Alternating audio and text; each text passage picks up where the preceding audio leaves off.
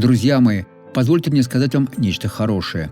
Когда вы вспоминаете о Боге, берете Библию, вы можете быть уверены, что вы будете насыщены. Господь Бог сказал через царя Давида следующее: «Когда я вспоминаю о тебе на постели моей, размышляю о тебе в ночные стражи». В предыдущем стихе он сказал так: «Как туком и елеем насыщается душа моя, и радостным гласом восхваляют тебя уста мои». Когда это произойдет? Так что верьте, что вы переживаете лучшую фазу своей жизни, когда вы можете вспоминать о том, что Бог сказал вам, что Он пообещал, и верить, что это будет выполнено. Посмотрим на человека, для которого исполнилось обетование Божье. У меня были атрофированы мышцы ног.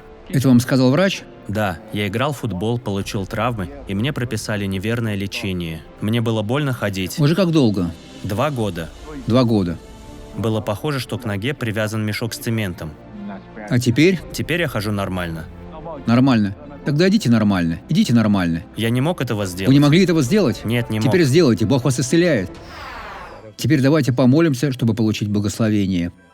Дорогой Отец, я вступаю в Твое присутствие, чтобы благословить всех тех, кто молится со мной, кто понял, что Господь может дать им благо, и Господь даст их, Господь поможет им.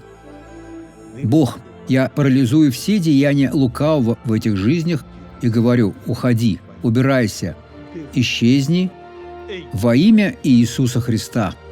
А вы поднимите руки и скажите: благодарю, Бог, я верю.